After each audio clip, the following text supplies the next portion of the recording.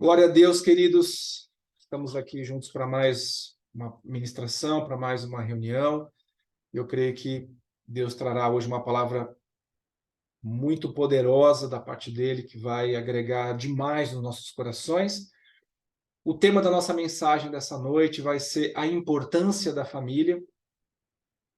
E eu creio que esse tema é bastante pertinente para os nossos dias, principalmente porque cada vez mais eu creio que o conceito da família está sendo banalizado de muitas maneiras, né?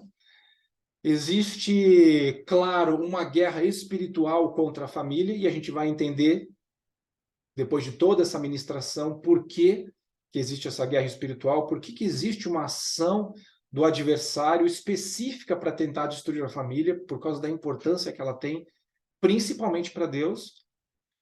Mas a família nos dias de hoje é tida como uma instituição falida, né? As pessoas se juntam para se formar uma família debaixo de muitos desígnios no seu coração.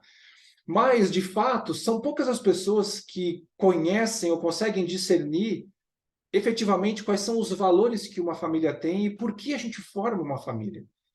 Então, hoje as famílias se formam de maneiras muitas vezes errôneas, e isso causa muitos traumas. Então, eu creio que essa palavra é uma palavra que é de extrema relevância quando nós falamos para aqueles que são solteiros, estão sonhando em se casar.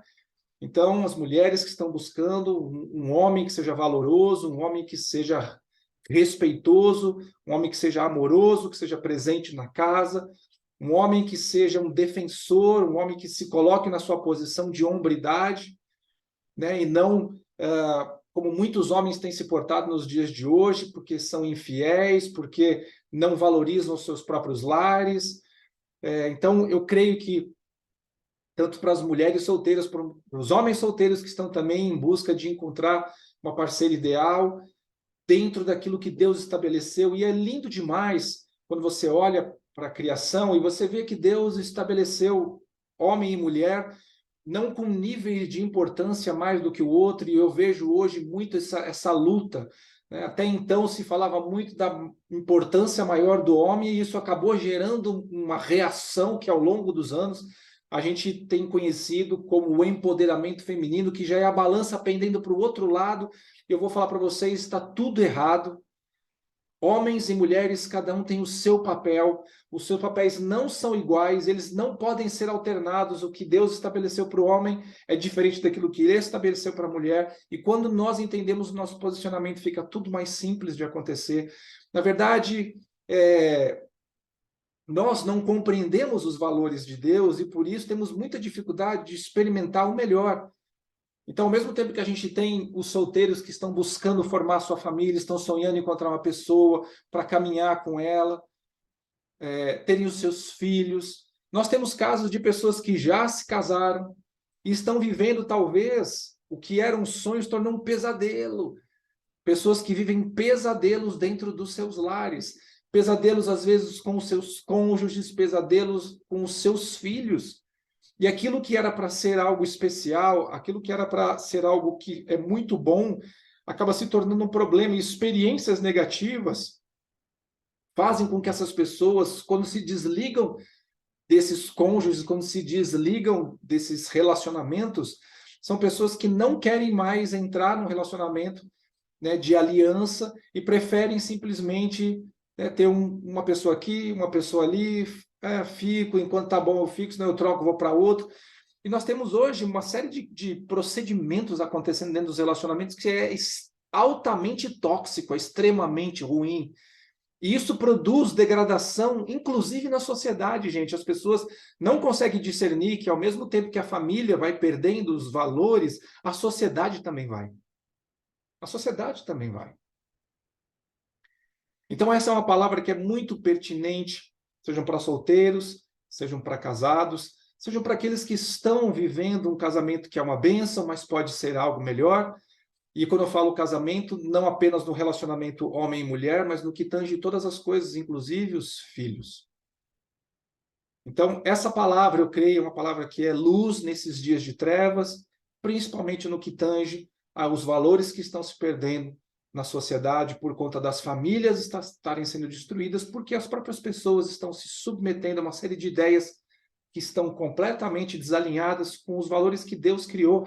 E é interessante que nós entendemos que Deus é o criador de todas as coisas, e quando ele criou essas coisas, ele deu normas, né, procedimentos, ele deu estruturas para essas coisas para que elas funcionassem de maneira correta.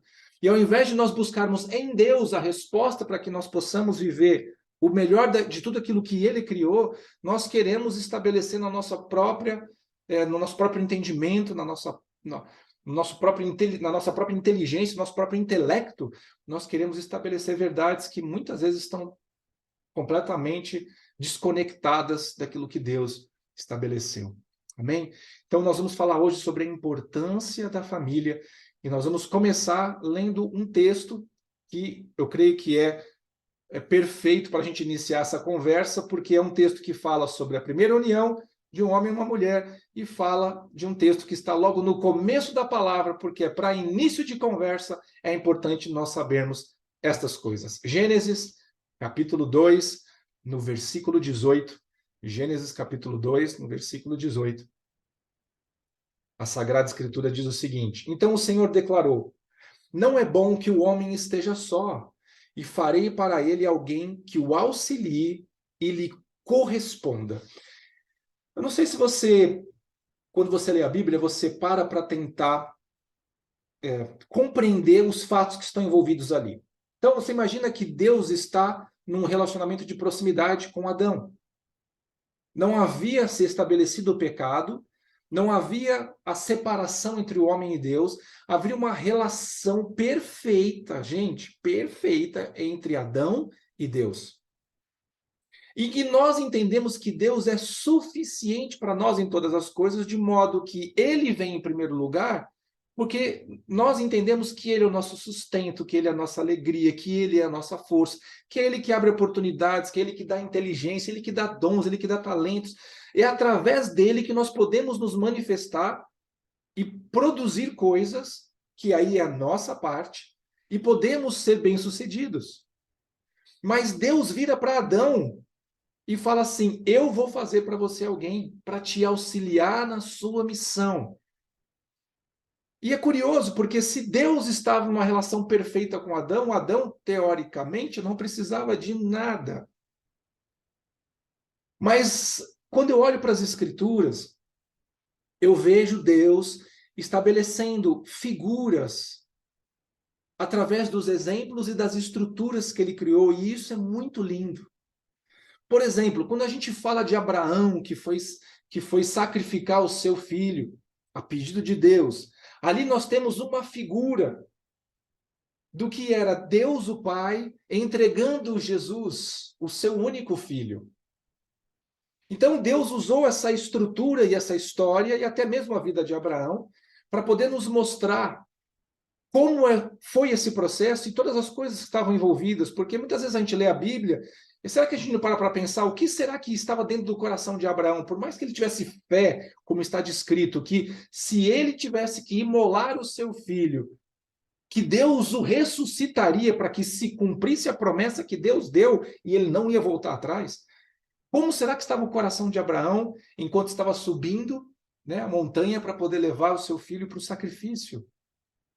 Nós só lemos uma história e não nos colocamos emocionalmente dentro daquele momento, embora eu sei que a cultura era diferente, eu sei que muitas coisas eram diferentes naquela época comparadas com a nossa, mas você imagina o coração de Abraão, e isso traz para nós uma figura de como foi o coração de Deus entregando o seu próprio filho, o seu único filho. Mais para frente, quando você vê a figura, né, dos sacrifícios que eram feitos lá na lei de Moisés, a partir da lei de Moisés, né, de colocar ali a figura do animal que ia ser imolado, o seu sangue que ia ser derramado pelos pecados, do cordeiro perfeito que tinha que ser morto, que era uma figura que apontava para Jesus. Então Deus estabeleceu figuras para que aos nossos olhos e ao nosso entendimento ficasse mais fácil de compreender as coisas que são do céu. Porque nós não enxergamos as coisas do céu e nem vemos a Deus. Mas ele gerou essas figuras para que nós pudéssemos ter mais proximidade com o céu. E quando a gente fala da família, não tem como nós negarmos que Deus se agradou da sua criação, mas se agradou principalmente de ter criado a família. E a família, gente, aponta para Deus. Os relacionamentos interfamiliares, quando são uma bênção, produzem relacionamentos com Deus que também são uma bênção. Eu não estou falando que é necessário ter uma coisa para ter outra, ok? Existem casos de pessoas que tiveram relacionamentos familiares muito ruins. Pais que abandonaram, o pai que abandonou, a mãe que abandonou, ou ambos abandonaram e se tornou um órfão. Pais que não foram presentes, que não se importaram, pais que foram violentos, pais que molestaram.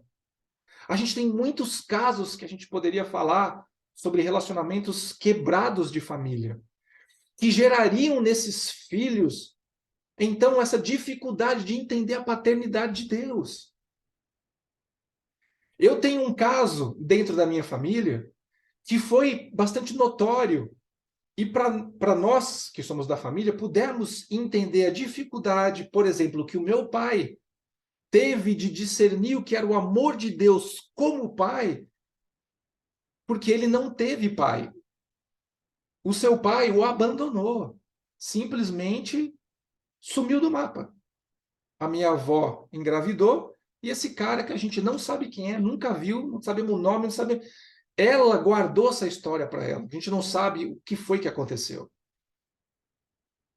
Mas a verdade é que meu pai não teve pai. Quando ele precisou, ele entendeu que ele deveria ter um relacionamento e era necessário ter esse relacionamento com Deus como pai, foi muito difícil para ele. E é compreensível. Porque os nossos relacionamentos aqui na Terra, embora não sejam a base para nós compreendermos o que é plenamente o relacionamento no céu, eles são um norteador, eles ajudam a gente, de alguma maneira. Porque isso é um projeto de Deus. Amém? E embora Deus, sim, tenha um projeto que é individual para cada um de nós e é muito particular, porque Deus não trata de baseada, ou seja, Deus vai trabalhar comigo e com você de maneira muito particular. E eu gosto muito de falar isso, porque isso é uma verdade.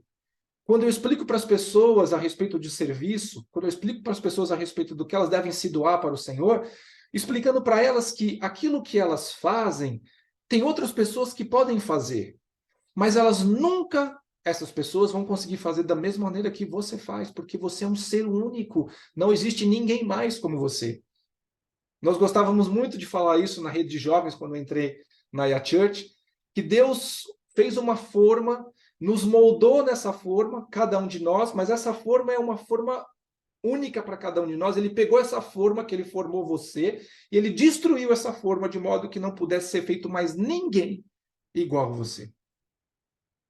Então, dentro dos nossos relacionamentos familiares, ao mesmo tempo que se gera a bênção, também pode se gerar a maldição por conta de estarmos fora dos princípios e estarmos fora dos papéis que Deus estabeleceu para nós. Eu quero usar alguns exemplos aqui para a gente revelar para vocês a intensidade e a importância dos relacionamentos que Deus estabelece na família, e isso sendo um modelo, uma figura dos relacionamentos que Deus espera ter comigo e com você. Então, o papel da família não é apenas de estabelecer educação, de estabelecer regras, de criar pessoas sadias de alma, mas também gerar um pano de fundo que nos permita nos relacionarmos com Deus sabendo o papel de cada um. Tem gente que acha que Deus é servo. Há uma inversão de papéis, como tem muitos filhos que acham que os pais são servos deles. Os meus pais existem para suprir os meus sonhos e as minhas vontades. Porque tem pais que se colocaram nessa posição. Essas pessoas olham para Deus e falam: Deus tem que me servir. Deus existe para fazer o meu desejo se realizar. E eu brinco com as pessoas da célula que eu falo: Deus não é o gênio da lâmpada, sabe? Não adianta você pegar aqui a sua Bíblia, né? Aí você chega lá no seu quarto e dá uma esfregadinha nela, achando que Deus vai abrir aqui, ó, e vai sair de dentro da Bíblia e vai falar assim: filho, filha, Eu quero dar para você 3 desejos. Gente, Deus não é o gênio da lâmpada. E nós não podemos perder essa perspectiva de quem é Deus e quem somos nós. Mas deixa eu dar uma pinceladinha nessa introdução para vocês, para falar um pouquinho sobre o projeto de Deus para a família. Êxodo 20, 12 diz assim: honra teu pai e a tua mãe, a fim de que tenhas vida longa na terra, que o Senhor, o teu Deus, te dá. Essa é o primeiro mandamento com promessa que Deus estabeleceu. Honra o teu pai e a tua mãe. Bom, se está falando para honrar pai e mãe, essa palavra está direcionada especificamente para filhos. Ok? Está direcionada para os filhos. Depois, Provérbios 6, 20 e 21 diz assim: meu filho, obedeça aos mandamentos de seu pai e não abandone o ensino de sua mãe. Amarre-os sempre junto ao seu coração. Nós estamos aqui falando de relacionamento de filhos em direção aos seus pais. Fala da gente respeitar, fala da gente ouvir, fala da gente se submeter, fala da gente honrar. Lembrando que essa palavra honra, no Antigo Testamento, é literalmente pesar. Se usava uma maneira de honrar as pessoas no Antigo Testamento, era de pegar o peso da pessoa em ouro ou em coisas preciosas. Era uma maneira de dizer, você é muito precioso, eu estou honrando a sua vida. Então, quando nós olhamos para essa relação entre pais e filhos estabelecido por Deus aqui na Terra, nós conseguimos compreender o relacionamento de nós, filhos espirituais, de Deus, que é Espírito, e como nós devemos nos portar a Ele. Então, eu tenho que honrar a Deus. Eu honro meu pai e minha mãe na terra, e eu preciso honrar a Deus. Há uma relação. Eu preciso obedecer os mandamentos do meu pai e o ensino da minha mãe. O que quer dizer isso? Eu preciso obedecer os mandamentos de Deus e os ensinos que Deus tem para mim. É uma figura que Deus estabeleceu para nos ajudar no relacionamento com Ele. Mas não apenas isso. Eu quero dar alguns textos agora para falar com relação ao relacionamento entre maridos e esposas.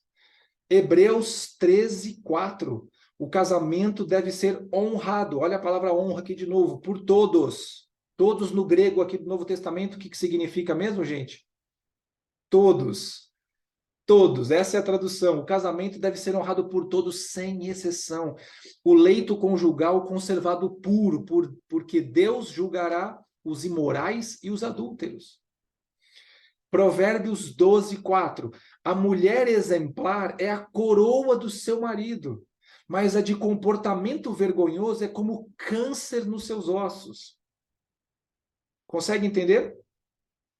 Efésios 5, 22 e 24. Mulheres, sujeite-se cada um a seu marido, como ao Senhor. Você não se sujeita ao Senhor? Você não é obediente ao Senhor? Seja sujeita ao seu marido. Quem está falando isso é Deus. Não sou eu, isso não é interpretação minha, isso é a palavra nua e crua. Pois o marido é a cabeça da mulher, como também Cristo é o cabeça da igreja, que é o seu corpo, do qual ele é o Salvador. Assim como a igreja está sujeita a Cristo, também as mulheres estejam sujeitas em tudo aos seus maridos.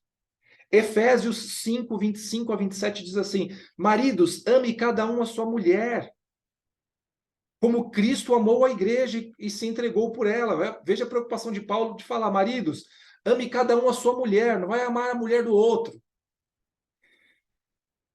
Porque Cristo amou a igreja e entregou-se por ela para santificá-la, tendo-a purificada pelo lavar da água, mediante a palavra.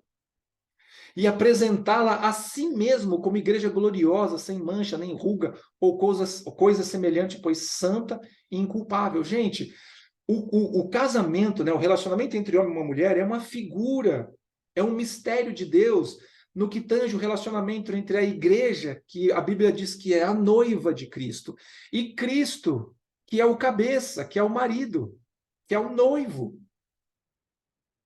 Então, quando um relacionamento vai bem dentro do lar, cada um dentro do seu papel, o relacionamento com Jesus também vai bem, porque você sabe quem é você, você sabe a sua identidade em Deus. O que nós vemos hoje é que as pessoas não sabem qual é a sua identidade. E me preocupa muito que a internet deu voz para muita gente, mas que tenha dado voz para pessoas que não se dizem cristãs e simplesmente são pessoas que colocam exemplos que podem até ser mais ou menos bons, ou outros são terríveis, mas me preocupa pessoas que se declaram cristãs e até pessoas que se declaram líderes de ministérios, sei lá que ministério que eles dirigem, e que levam instruções na internet que são uma verdadeira loucura, gente. Contra o princípio estabelecido por Deus para a família. Amém? Então, a figura do relacionamento entre homem e uma mulher é uma figura do relacionamento com Cristo e a sua igreja, e, portanto, é muito importante. Quando nós desconhecemos o nosso papel dentro do nosso lar como cônjuge, nós temos dificuldade de entender o nosso papel no reino espiritual com relação a Cristo Jesus. Amém? A família, gente, é um lugar onde bênçãos especiais são decretadas, onde milagres acontecem. Uma família que é unida no Senhor e que tem concordância com relação à palavra, com relação aos princípios de Deus, é uma família que estremece as trevas. Uma família que está totalmente, marido, mulher, filhos, totalmente alinhada com os princípios do reino, com os princípios que estão no coração de Deus, são famílias que não são apenas uma bênção e vivem a bênção de Deus, mas elas estremecem o reino das trevas, porque são verdadeiros luzeiros e norteadores no meio de uma grande confusão, no meio de um caos que a sociedade vive continuamente, cada vez mais. Amém? E eu quero, gente, abordar apenas 3 aspectos. Amém? 3 aspectos com relação à importância da família. Eu quero falar sobre o primeiro aspecto, que é a família é um projeto divino. É como eu falei para vocês no começo da introdução, tem pessoas que passaram por casamentos tão traumáticos, relacionamentos tão tóxicos e destrutivos, que essas pessoas começaram a duvidar do projeto da família. E eu creio que tem gente que passou por momentos tão absurdos que chegou a pensar, olha, família deve ser um projeto do inferno, não é possível. Para ter dado tão errado, é um projeto do inferno. E veja, isso é uma estratégia do nosso adversário, isso é uma estratégia das trevas. Porque quando nós produzimos famílias desconexas, essas famílias vão gerar outras desconexas e assim por diante. É uma destruição em escala, gente. E acaba não tendo como fugir disso, a não ser que efetivamente Deus seja chamado para dentro dessa equação para trazer a cura e a restauração. Quando você vê lá no livro de Gênesis, no capítulo 12, no versículo 3, você tem um texto que retrata aqui uma promessa de Deus para Abraão. E a Bíblia diz em Gênesis 12, 3 o seguinte: abençoarei os que te abençoarem, amaldiçoarei os que te amaldiçoarem. Em ti serão benditas todas as famílias da terra. Como é que a gente sabe que família é um projeto divino? Vamos pensar um pouquinho. Deus começa esse versículo 3 de Gênesis 12 falando de bênção para a vida de Abraão e para sua casa. Então, abençoarei os que te abençoarem. Então, aqui é bem direto. Abraão é para você. E se é para você, é claro que todos os que estão à sua volta, a sua esposa, os seus filhos, claro que Abraão aqui estava aguardando, né, o cumprimento da promessa, todos serão abençoados, mas é uma bênção para uma família, para uma pessoa e uma família. Mas logo no final do versículo você vê assim: em ti serão benditas todas as famílias da terra. Da linhagem de Abraão, gente, vieram uma série de heróis da fé, como a gente fala, pessoas da antiguidade que fizeram a diferença nessa terra. Mas tem uma pessoa em especial, incomparável com todas as demais, que veio da linhagem de Abraão, e através dessa pessoa, todas as coisas foram transformadas. Jesus Cristo. Jesus vem da linhagem de Abraão. E em Cristo Jesus houve a salvação todas as famílias da terra. Amém? Então, o projeto de Deus para a família, né, quando Deus olha para a humanidade, você consegue enxergar ele pensando no sistema de família. Famílias que geram bênçãos e multiplicam bênçãos para as próximas famílias. Eu sei que eu estou falando aqui de coisas, gente, que talvez você que esteja me ouvindo vai falar assim, Carlão, olha, isso que você está falando é lindo, mas é tudo teoria. Eu nunca vi isso, porque na minha família não tem bênção. Na minha família só tem maldição. Os meus avós foram uma coisa horrível. Meu avô traía minha avó, eles só não se separavam, porque naquela época era muito difícil separar. Depois que casava, o processo de separação era uma coisa terrível. Até o ponto da pessoa chegar e poder falar, eu estou desquitado, o cara já passou por um processo gigantesco, um processo jurídico, tenso, complexo. Então as pessoas ficavam juntas. E aí depois, quando veio o meu pai era maluco da cabeça, ele bebia, ficava louco, batia na minha mãe. E aí você vai vendo, né, de geração em geração, e quando você fala do projeto de Deus, as pessoas falam assim, esse projeto é lindo, mas ele não existe. Carlão, o projeto é lindo, mas ele não existe. Mas eu estou aqui para dizer para você que esse projeto não só existe, mas como foi Deus quem criou. E apesar de, se você está vivendo hoje caos na sua vida, existe esperança, oportunidade, e existe poder e vontade da parte de Deus disponível para transformar na sua vida e na sua família aquilo que está caótico. Porque de nada adiantaria eu vir aqui falar para vocês do mundo perfeito e nós olharmos para o caos que nós vivemos muitas vezes nas nossas casas e falar, e aí, é assim? E vai ficar sempre assim? Eu estou aqui, gente, hoje, para falar que Deus tem milagres para realizar na minha casa e na sua. Esses milagres acontecem quando nós nos aproximamos de Deus e colocamos Ele no controle. Quando Ele está no controle, significa que seus princípios é que estão valendo. Mais do que os meus sentimentos, são os princípios de Deus.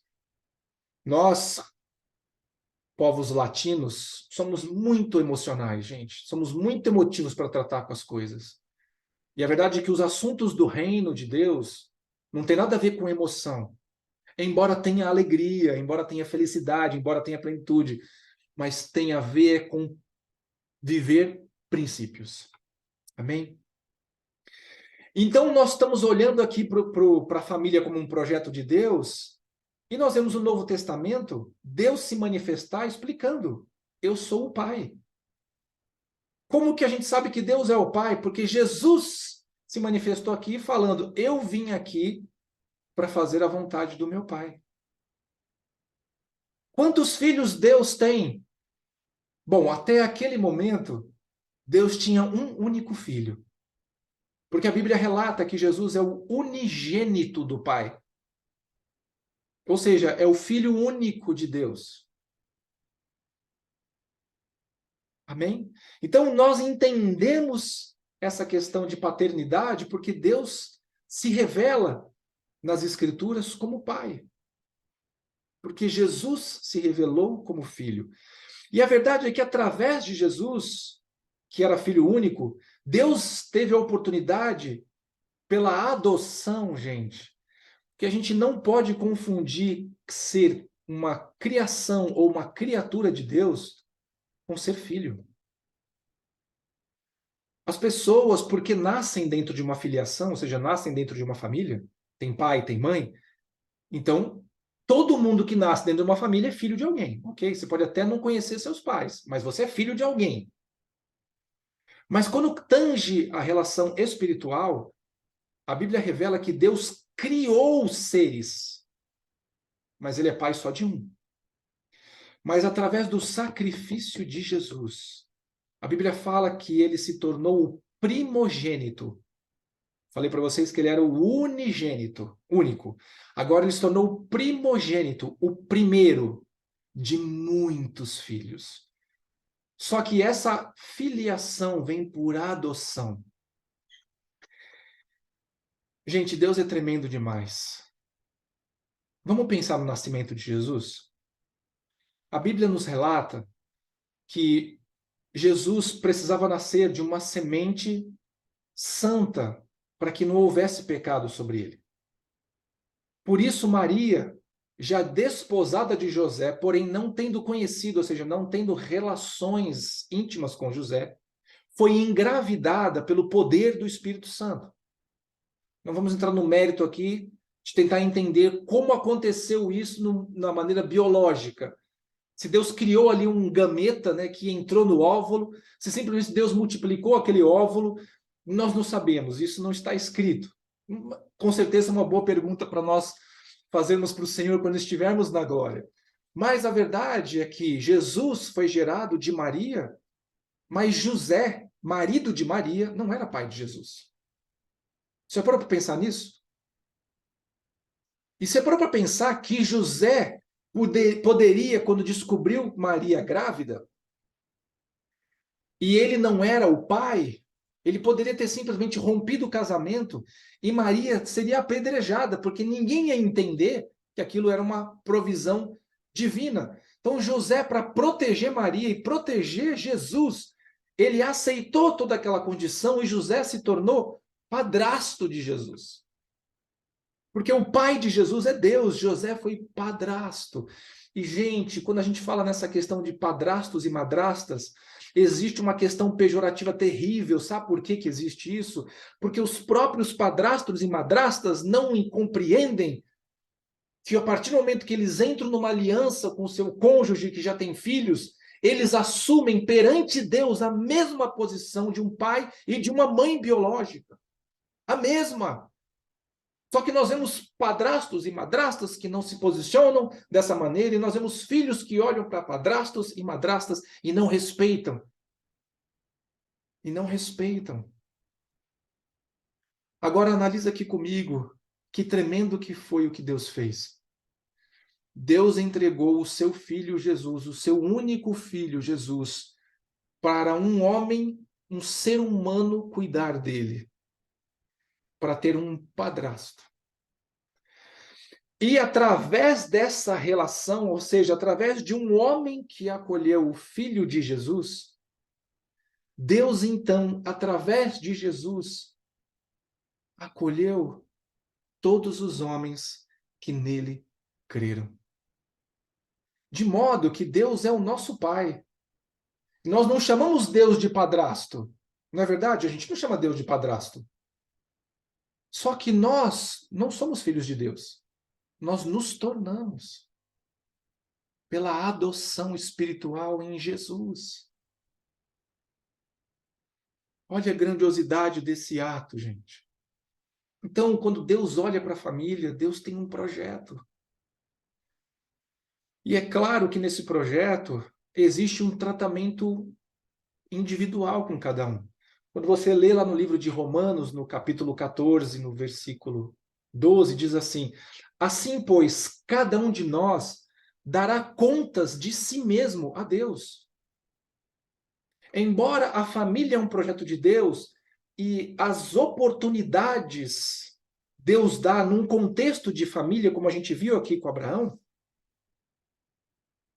nós precisamos compreender que também existe uma responsabilidade individual de cada um de nós dentro dessa família, de podermos nos posicionar e nos movermos em direção a Deus. Amém? Nós vamos aprofundar um pouquinho mais no segundo aspecto, porque eu quero falar que Deus almeja a salvação familiar. E a redenção em Jesus é para todos, inclusive para a família. Mas existe uma escolha individual, existe mesmo. Eu não posso escolher pelos meus filhos. Eu não posso escolher pelos meus pais. Eu posso apenas ser um instrumento para que eles vejam em mim a presença de Deus e desejem Deus que eu sirvo, que eu amo. E, aliás, esse foi até um testemunho que eu tenho, que algumas pessoas conhecem. Eu me converti antes que os meus pais. E a minha conversão foi um processo que eu mesmo me determinei a fazer uma mudança radical nas coisas que eu podia, nas coisas que eu conseguia. E essa mudança foi tão radical no começo que os meus pais ficaram preocupados e acharam que eu tinha sofrido uma lavagem cerebral, sabe? Que eu tinha entrado em alguma igreja aí de algum louco e o cara tinha feito a minha cabeça para tomar tudo que é meu, porque, infelizmente, algumas igrejas têm passam essa imagem. E os meus pais ficaram muito preocupados. Então, quando eu compreendi o que era a salvação, quando eu recebi o amor de Jesus, quando eu vi que eu era pecador, quando eu vi que eu necessitava de arrependimento, todas essas coisas começaram a me borbulhar dentro de mim. Eu queria passar para os meus pais, eu queria que eles experimentassem a mesma coisa que eu queria que eles vivessem a salvação que eu estava vivendo em Cristo. E no primeiro momento eu tentei enfiar a goela abaixo, sabe? Mas isso não dá certo, não, gente. Isso não dá certo. Eu tive muitos atritos com os meus pais no começo e eles achavam que eu estava ficando literalmente louco. Mas não era louco por Jesus. Eles achavam que eu estava ficando pirado mesmo. E aí Deus deu uma estratégia. Eu tinha meses de convertido. Imagina aí que nós estamos falando de 6 meses de convertido. Vivendo alguns atritos com os meus pais. Coisa difícil. E aí o Espírito Santo falou: para de falar e começa a agir.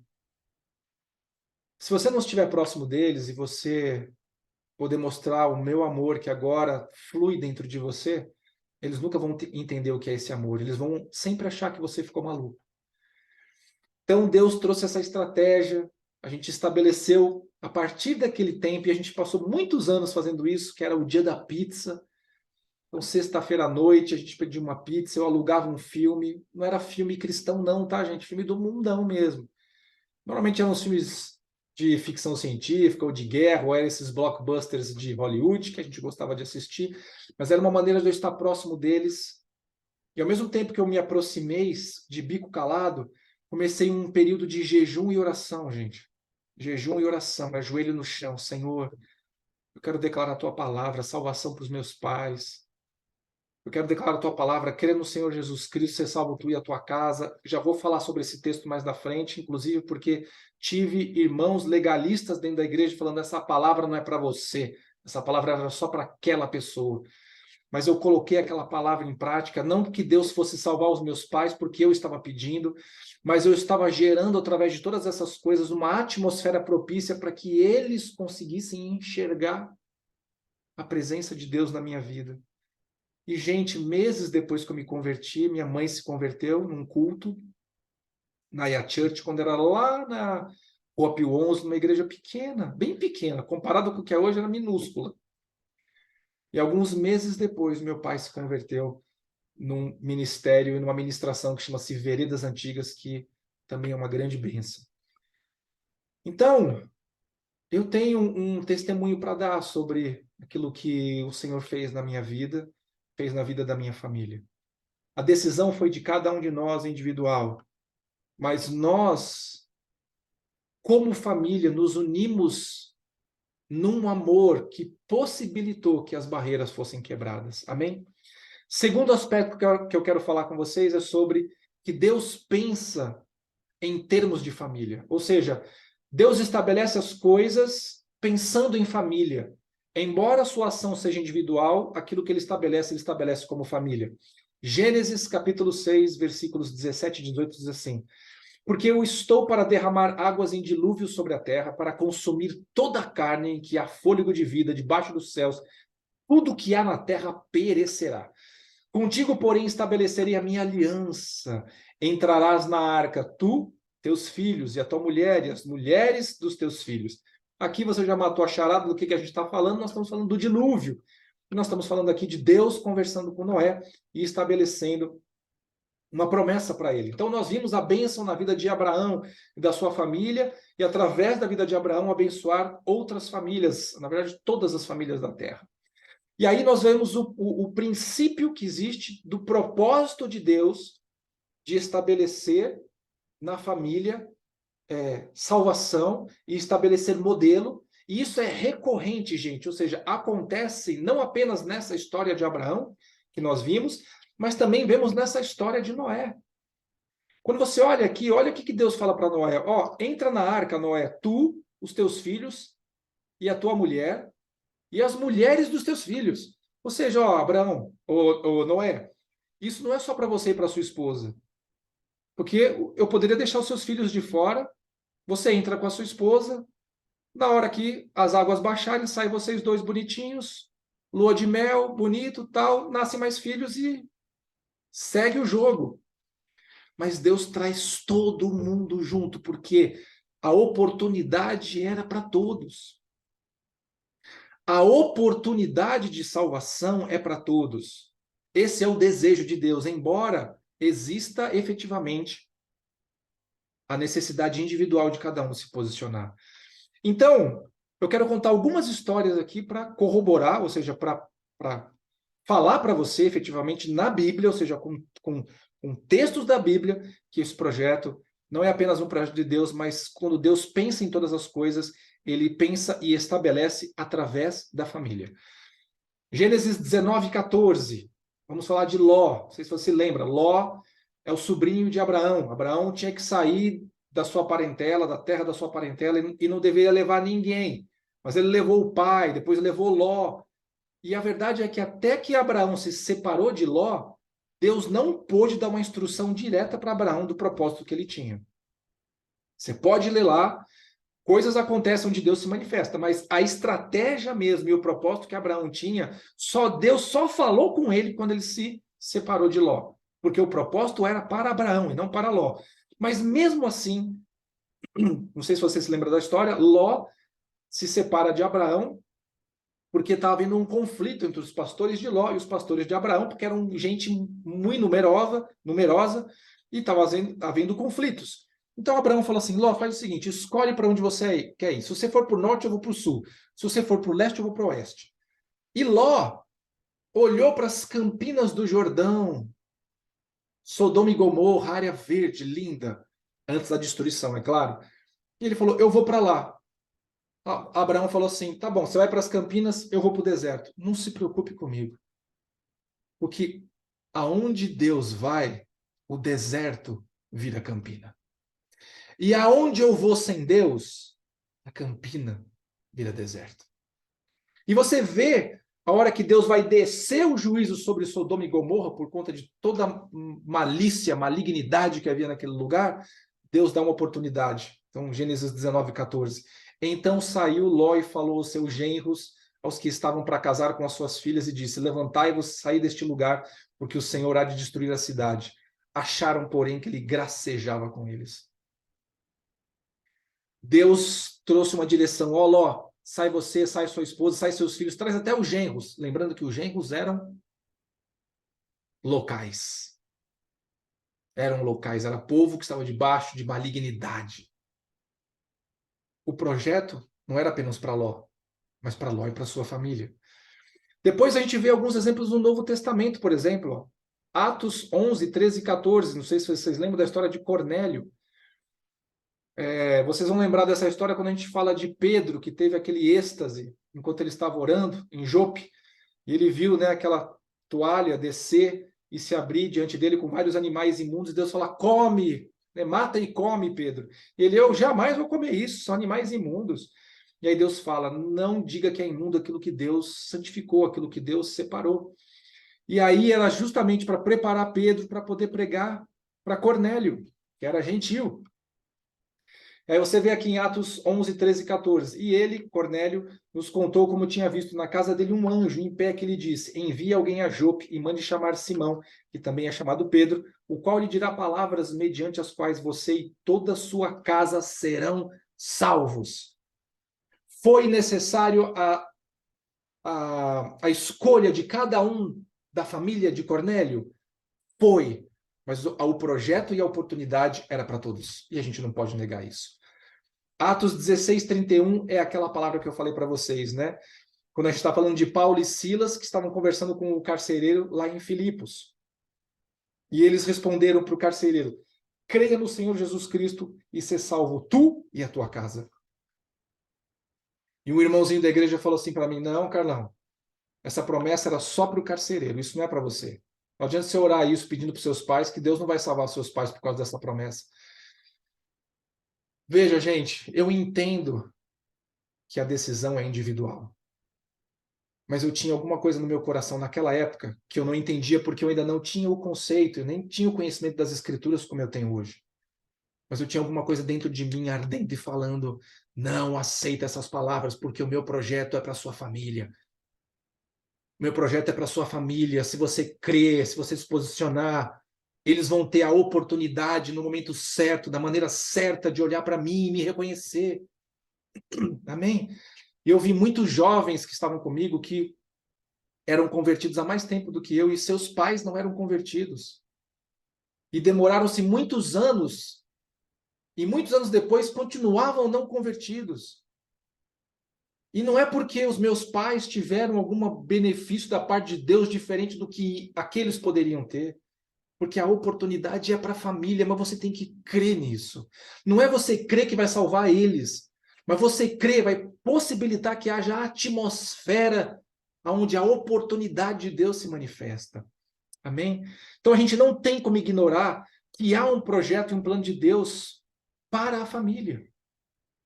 Amém? Família é algo muito importante. Então nós vimos através de todos esses textos como Deus abençoa as pessoas e essa bênção se estende aos seus familiares. A oportunidade é estendida a todos porque Deus é fiel, gente. Amém?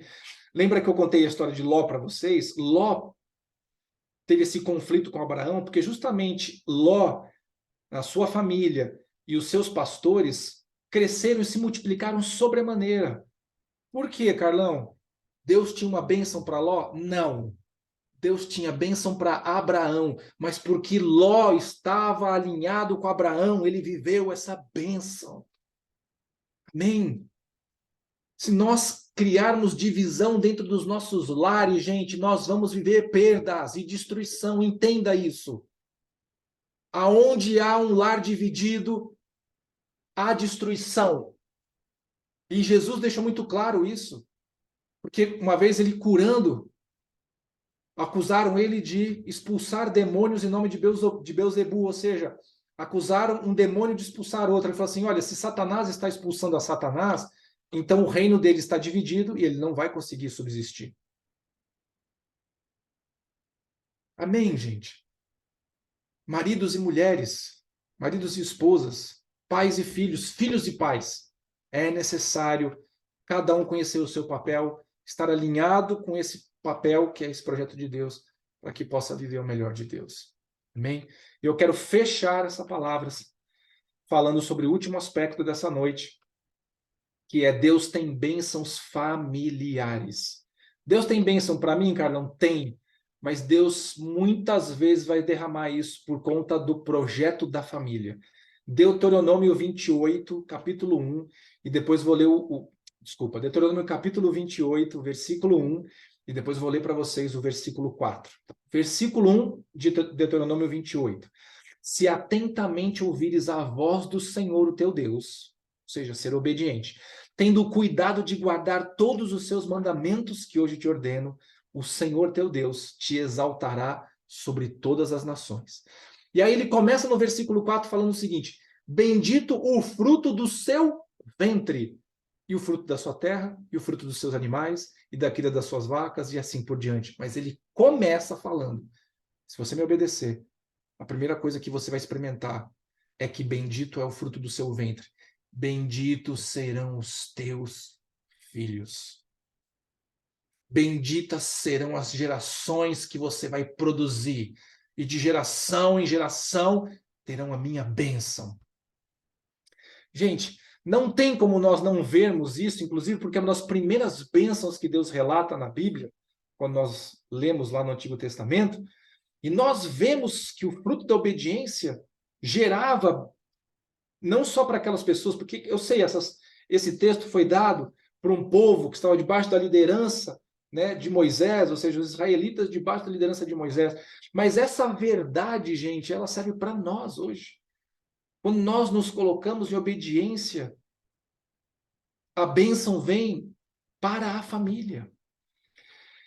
E muitas vezes eu converso com as pessoas, porque, como eu falei para vocês no começo, a gente está tão acostumado de falar de problemas que a gente tem em família, que normalmente nós tratamos muito mais de falar das maldições familiares do que das bênçãos. E isso tudo, claro, que é por conta do pecado, gente. O pecado que entra dentro das famílias e vão produzindo destruição de geração em geração, conforme a gente já falou. E a gente começa a dar valor para isso, porque a maioria de nós já viveu isso ou vive isso hoje, em algum nível. Mas pensa comigo, se as maldições acham brechas através das pessoas dentro da família para passar de geração em geração trazendo destruição, se as maldições têm poder para fazer isso, imagine as bênçãos de Deus, que são muito mais poderosas, incomparavelmente mais poderosas do que as maldições. Amém? É dessa maneira que nós experimentamos. Lá em Gênesis 39:5, a gente tem a história de José, que foi vendido pelos seus irmãos como escravo, chegou no Egito e foi trabalhar na casa de Potifar. E a Bíblia fala que Deus abençoou a casa de Potifar por causa de José. Mas Potifar não adotou José. Potifar era senhor de José. José era escravo. Potifar não tinha nenhum relacionamento familiar com José. Zero, gente. Mas por causa da vida de José e da bênção na vida dele, o lar de Potifar foi abençoado. Deus abençoou a casa de Potifar por causa de José. E quando fala a casa, não fala só de Potifar, da sua esposa, dos seus servos, dos seus recursos, de tudo, gente, de tudo. Tem um outro caso também, que é muito legal, das parteiras Sifrá e Puá, tá? Talvez você não vai lembrar delas, porque já são nomes assim meio difíceis, né, da gente gravar. Sifrá e Puá são duas parteiras no tempo que o povo hebreu estava cativo no Egito. E eles começaram a se multiplicar grandemente. E o faraó, então, vendo aquela situação, temeroso de que eles fossem ser sobrepujados, né, que eles iam dominar o Egito, então ele chama essas duas parteiras, faraó, gente, o rei do Egito, chamou essas duas parteiras hebreias, tá? Todos os filhos meninos que nascerem das hebreias, vocês joguem no Nilo e mantenham apenas as meninas. Uma estratégia que ele teve para dominar aquela situação. E a Bíblia conta que essas parteiras tiveram temor do Senhor. Êxodo capítulo 1, versículos 20 e 21. E Deus fez bem as parteiras, e o povo aumentou e se tornou muito forte. E porque as parteiras temeram a Deus, ele lhes constituiu família. Essas parteiras, elas ignoraram a ordem de Faraó. Mas entenda o que eu quero dizer. Nós temos uma concepção difícil quando nós olhamos para uma história dessa e falar, quem que é Faraó? Será que é similar se fosse no meu trabalho? Tipo, eu sou um gerente e o meu diretor me deu uma ordem, eu vou simplesmente ignorar a ordem do meu diretor e, tudo bem, o que de pior pode acontecer? Eu ser mandado embora? Não tem nada a ver, tá, uma coisa com a outra. Naquele tempo, Faraó era o cara que tinha o poder de matar quem ele quisesse, a hora que ele quisesse. Desobedecer uma ordem de Faraó era sentença de morte. Aliás, entrar na presença de Faraó e olhar para você, não fui com a sua cara, sabe? Ó, fim de papo. Ele era, entre aspas, né, Deus no Egito, o Deus deles. Mas essas duas parteiras hebreias desafiaram o poder de Faraó e se colocaram numa posição de risco delas mesmas morrerem para que se submetessem a Deus. E aí a bênção de Deus veio sobre elas. Então, porque as parteiras temeram a Deus, ele lhes constituiu família. Amém? As escrituras, gente, relatam a importância da presença de Deus na família. Como é fundamental a presença de Deus na família? A gente só consegue desempenhar o nosso papel correto dentro de uma família se nós tivermos a presença de Deus. Eu não vou saber como marido, como tratar a minha esposa e como tratar os meus filhos se eu não tiver a presença de Deus dentro da minha casa, dentro da minha vida. A minha esposa não vai saber me tratar como marido, ela não vai poder saber ser esposa nem mãe se ela não tiver a presença de Deus dentro de casa, dentro da sua vida, e assim também na vida dos filhos. Então, a presença de Deus dentro da família é a maneira como as coisas acontecem, é a maneira sobrenatural na qual os milagres vão acontecer, na qual provisões vão vir, na quais as bênçãos vão se realizar. E eu quero só finalizar contando uma história muito interessante que a gente tem na Bíblia também, na época do rei Davi. Tá bom? Eu vou contar um pouquinho a história, depois eu vou entrar no texto para vocês. Então, Davi estava naquele processo de conquistas, ele tinha acabado de ser coroado rei de Israel, mas ele ainda não tinha conquistado Jerusalém. Jerusalém estava sob o domínio dos jebuseus, que era um povo muito terrível. Era um povo tão terrível, tão arrogante, que eles falavam para Davi que era um guerreiro exímio. Gente, Davi não tinha medo de nada. E os caras viravam para Davi e falavam assim: ó, Davi, vem com o teu exército, que os coxos e os cegos vão botar vocês para correr. Olha o nível de guerra que nós estamos falando. Eram os caras que também não tinham medo de nada, não. A gente conhece a história de Davi. Esse Davi não tem nada com a gente. Pode vir Davi e todos os guerreiros, nós vamos botar todos os caras para correr. Então você imagina que existia essa necessidade dessa conquista de Jerusalém, que ainda não havia acontecido. Mas Davi já havia conquistado a cidade de Davi. E de lá, ele quis levar a arca. E aí você vai lembrar dessa história, quis levar a arca da aliança para ser estabelecida lá. E durante esse processo de transportar, eles fizeram uma carroça nova, tal, e eles foram transportando essa arca, e aí teve alguma situação lá que desequilibrou a arca, e um dos caras que estava levando, não era um levita, ele pôs a mão na arca como que fosse, tipo, segurar a arca para ela não cair. Na hora que ele encostou na arca, ele morreu. Fulminado na hora, gente. Porque o homem é pecador, a arca era a presença de Deus, que é santo. E aí não tem como o santo e o profano coexistirem. Na hora que o profano toca no santo, o profano é desintegrado. Davi ficou tão perplexo e tão amedrontado com aquela situação que ele falou: não, essa arca não pode subir comigo, não. Deixa aqui, ó, deixa na casa de Obed-edom. E eles largaram a arca lá, na casa de Obed-edom, e foram embora.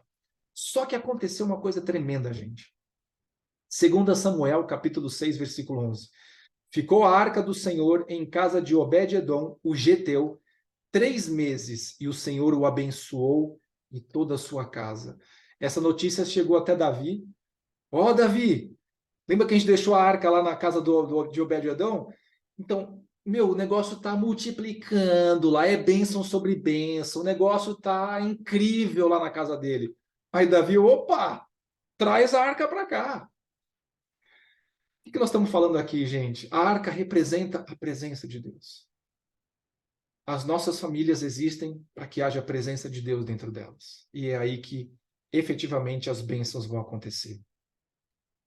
Existe uma relação extraordinária entre as bênçãos divinas e a família.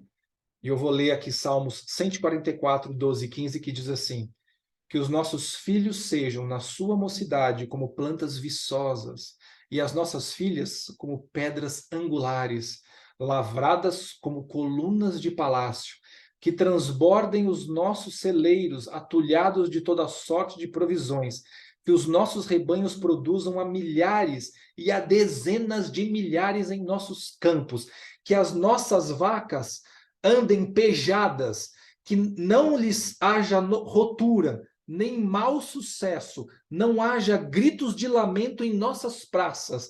Bem-aventurado o povo que assim sucede. Sim, bem-aventurado o povo cujo Deus é o Senhor. Então, a presença de Deus nas nossas famílias é fundamental.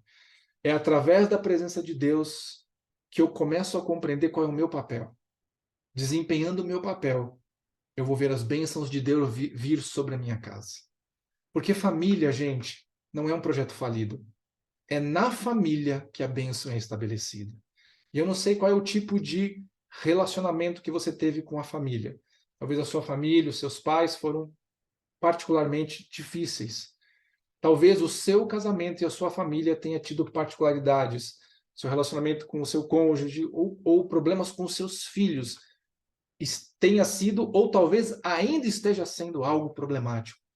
Entenda uma coisa: Deus tem um projeto de restauração na sua vida. Não aborte o projeto de Deus por causa de sentimentos. Nós não fomos chamados para viver pelo que sentimos. Nós somos chamados para viver por princípios.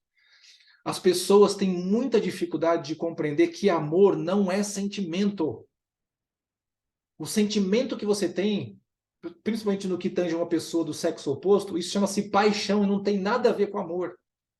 Amor é uma decisão. Amor, eu decidi suprir, abençoar, cuidar e me dar no melhor que eu tenho para essa pessoa. Isso é amor. E não tem nada a ver com sentir. E é isso que nós temos que estabelecer dentro das nossas casas.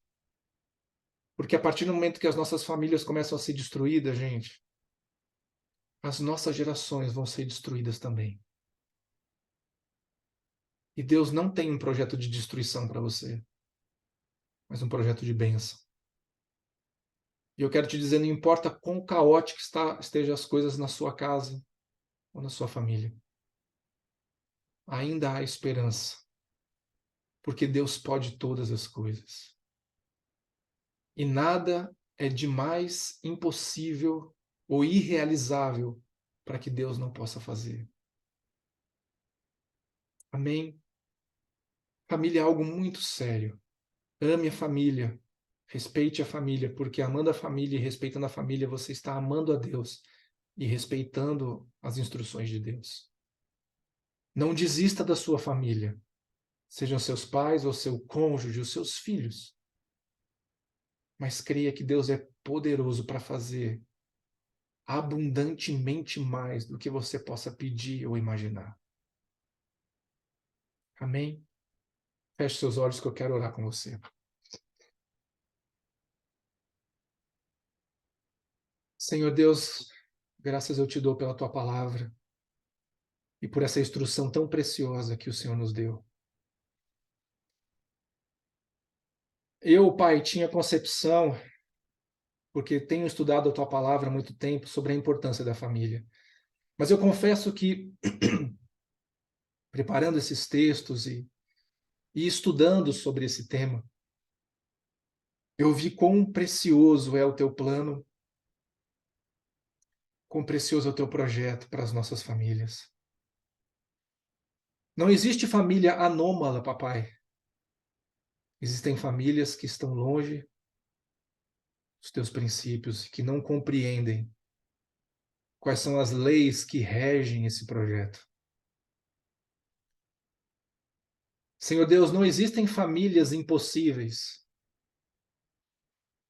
Existem pessoas que não se submeteram ao Senhor para permitir que sejam trabalhadas e transformadas. Porque a instituição família, papai, ela é constituída de pessoas, de vidas. Quando as vidas são problemáticas, pai, a família é problemática. Mas quando as vidas são curadas e tratadas, a família é uma benção.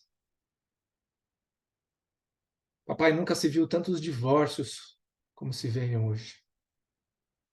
E eu sei que ficaram mais fáceis, juridicamente, de serem efetuadas. Mas nunca se viu também uma geração de filhos tão desobedientes e de pais tão negligentes. Só que todas essas coisas, pai, cobram um preço muito alto. E essas pessoas muitas vezes não conseguem ver esse valor, quanto está custando para elas num primeiro momento. Mas um dia essa conta vai chegar, papai. E para muita gente essa conta vai ser impagável.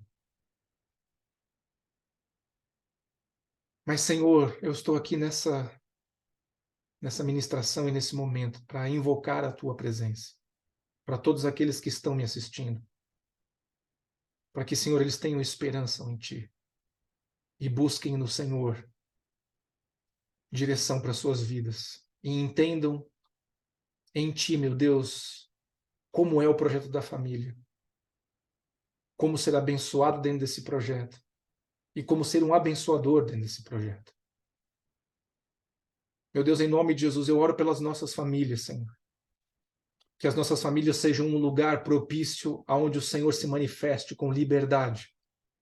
Que as nossas famílias sejam um lugar onde maridos e mulheres conhecem os seus papéis e sabem quais são as suas responsabilidades. Um não compete com o outro, um não exige do outro, um não tenta atropelar o outro. O que é pelo amor, pela unidade, pela concordância, pelo respeito. É assim que se vence as obras das trevas, Senhor. Porque o diabo está sedento por colocar conflitos dentro das casas, colocando maridos acusados, mulheres acusados, filhos acusados, causando separação dentro dos lares. Mas, meu Deus, em nome de Jesus, eu oro agora para todo aquele que me escuta aqui e que deseja viver o melhor do Senhor. Eu oro para que o Senhor se manifeste com provisão e providência. Senhor Deus, tornando o coração dos maridos para suas esposas, tornando, Senhor Deus, o coração das esposas para os seus maridos, tornando, Senhor Deus, o coração dos pais aos filhos, dos filhos aos pais. Que haja paz nos nossos termos, prosperidade, unidade, cooperação. Em nome de Jesus, que os nossos lares sejam um lugar onde a Tua presença seja contínua, e a despeito das lutas que nós enfrentamos, porque, Senhor, isso não vai nos impedir de passar por lutas, não vai nos impedir de passar por adversidades, mas é por isso que a Tua palavra fala que o cordão de 3 dobras não se rompe tão fácil. Porque quando nós nos unimos ao Senhor, temos força para enfrentar a dificuldade. O revés pode até acontecer, mas ele não vai permanecer. Por causa da Tua presença, Senhor. Na antiguidade, o Senhor se manifestou sobre uma arca. Ela representava a Tua presença. Mas a Tua palavra fala hoje que todo aquele que crê no Senhor e confessa Jesus Cristo como Filho de Deus e como Senhor da sua vida, que o Teu Espírito, que a Tua presença passa a habitar dentro de cada um, e nós nos tornamos, cada um de nós, uma arca da aliança, onde levamos a Tua presença. Senhor Deus, seja decretada a Tua bênção sobre as nossas casas, sobre as nossas famílias. Não apenas hoje, Senhor, mas hoje e sempre, em nome de Jesus. E toda obra das trevas, Senhor Deus, seja exposta à luz, evidenciada e eliminada, em nome de Jesus. Em nome de Jesus, Papai, nós queremos viver a plenitude do Teu projeto para a nossa família. Em nome de Jesus. Amém. Amém, queridos. Espero que essa palavra tenha falado profundo no coração de vocês, como falou ao meu também. Amém? Que Deus te abençoe e até a nossa próxima mensagem.